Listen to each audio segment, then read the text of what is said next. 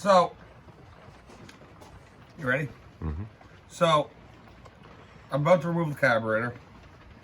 On this, all gas lines, all air lines are stainless braided A-end fitted gas lines. Now, I gotta take that off, which is a 11/16, which I should have another one here, unless they're down the back of the Jeep.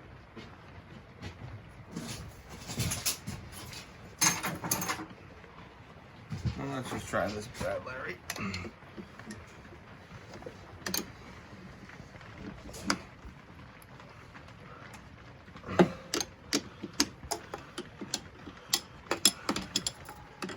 No burn in my hand. Burning yourself is good for you. It is. Builds character. Remember that, folks. Everything builds character. All pain. All pain, misery, and misfortune. So,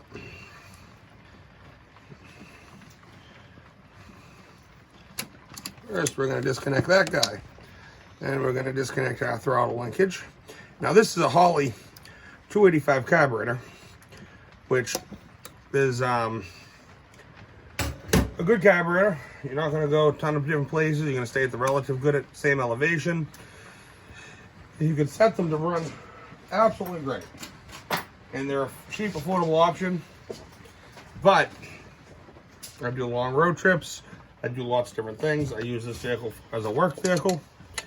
This vehicle will need to get a ratchet. This vehicle is going to EFI, the Holley Sniper EFI fuel injection with the very real-time hyper-spark distributor. So that's an HEI. HEIs are a pretty decent option, but they have their pitfalls. Their coils overheat a little bit quicker. They have a shorter coil life. And for just straight reliability, as much as I hate to do it because I am a old school carburetor guy all the way, this is getting modern fuel injection. So It's becoming to have a brain. it's going to literally have a mind of its own, which is kind of scary because we've always said it does. So I'm going to be pulling this carburetor. It's really simple. Disconnect this gas line, disconnect your throttle cable, pull off your electric choke line, pull off your line for the Vacuum. for your vacuum line for your distributor.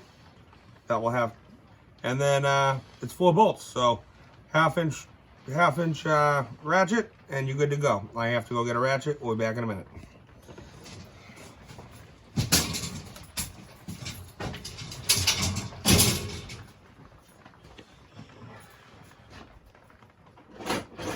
Oh, this thing fell in here.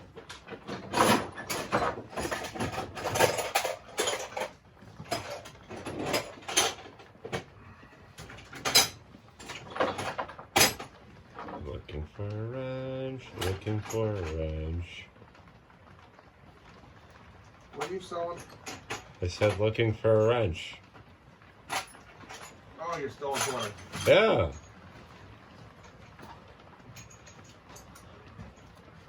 Thing of working in small tiny ass garage. Sometimes really unorganized. We try to be organized, but Or if I pull out my toolkits, at least everything's in one spot. that's why I have the back of the toolbox and the back of the Jeep. Those are organized. It is mildly less because of the, Smash off of meeting a bridge. yeah, everything kind of got jostled in the impact.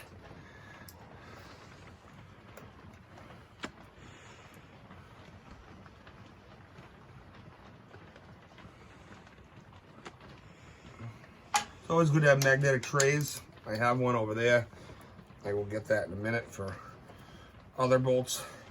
But these carburetor bolts, when you remove them, you replace them with new, because they are not nylon locking nuts. They are interference locking nuts. And after tightening them, they never truly will have the same tightness. This one's a little funny. A lot of times I'll use a wrench on this guy. Or a swivel. Or a swivel. Or just a shorter socket. And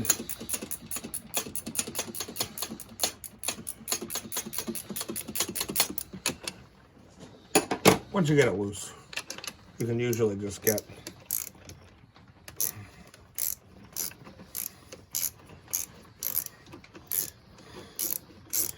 this on, it will come out. That guy, the stud came out with that one. Now on this carburetor back here, where your fuel line goes in, you're never going to get a ratchet back there to do it unless you remove the, let's take the carburetor spring off, the turn spring, unless you remove the actual fill for the carburetor. So you can see here, you gotta get that off to get to that under that nut. Watch out, there is sealing washer, another sealing washer. You don't want to drop that, especially with a gravel floor, because you will never find it. You'll have to go buy another one, and it will take a week to get here from Holley, and you'll be sitting here scratching your head looking for a small little tiny piece like we've done thousands of fucking times. Best thing is to enlist children.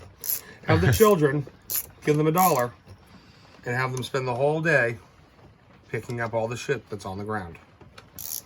Oh yeah, this show, there will be some vulgarity to it. Minor vulgarity, because I don't know how to speak otherwise. That's why parents don't let their children around me. Besides this guy. Except me. But he's really good with fucking kids. Or my other friends, whose kids now call me Drunk Old Eric after New Year's. Oh, Drunk Old Eric's coming over. Oh boy. See, now that carburetor's off. 5 minutes, you can pull a carburetor. 5 minutes, you can put on a carburetor. Simple devices.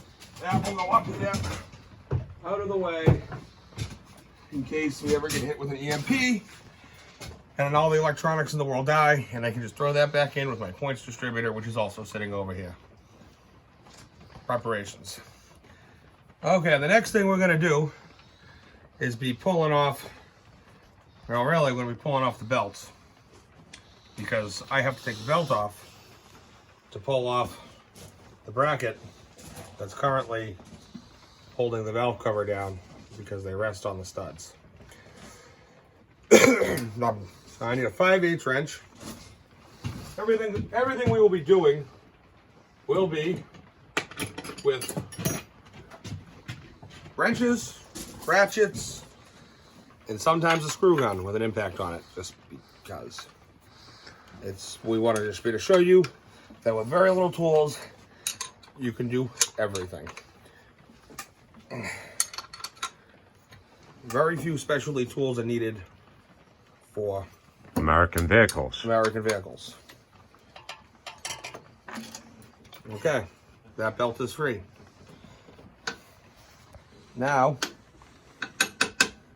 I need a 3/4 inch socket. So, back over to the toolbox. Mike, you want to grab me a 3/4 in there?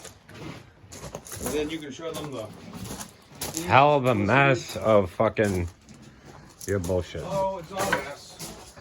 It's still pretty organized with the... Oh, holy crap, it's still on its row. Yeah. Well, these are an amazing thing you need to buy. These are made by Craftsman. These things, it doesn't matter, you can't pull them off. But they twist. When you twist them, they click and they lock and they stay on. And they stay in a Jeep that bounces. And I off-road with this, and I do a lot with this vehicle, and even the impact from a 75-mile-per-hour bridge hit, and they're still on. I need the other set, though, because that's the 3/8 set.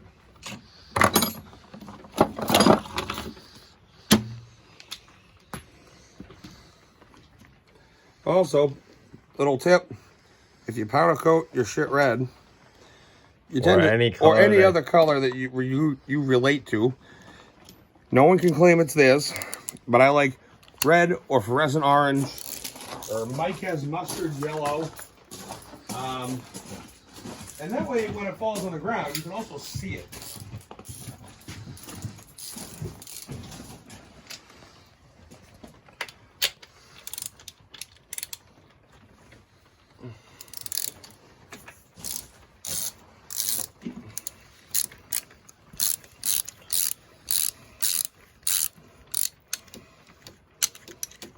There's one.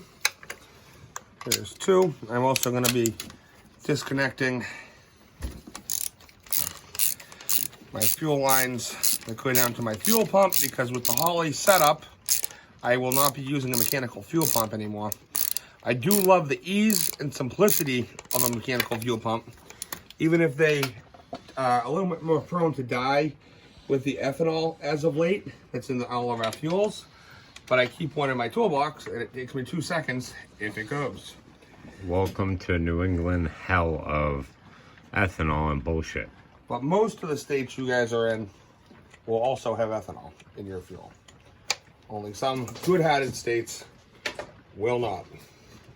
All right, now we're going to put this on pause for a minute while I disconnect these lines. If you can't figure out how to disconnect these lines, well, you get problems. Or you shouldn't be doing it. Well, you shouldn't be doing it. Well, I think everybody should, but you'd have to stop basic. So start with your 5/16 and disconnect all your lines. Yeah, these are just held on with 5/16 hose clamp. And this is the heater core to the manifold to allow for the manifold to warm up while the engine warms up, so you get better fuel atomization on cold days, keeping your manifold warm. That's the point of this.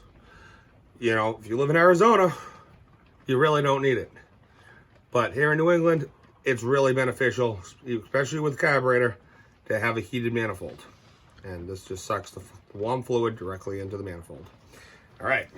Also, another key tip. Before you break down or pull anything apart, make sure you take pictures of everything from this side all the way around, and as you go.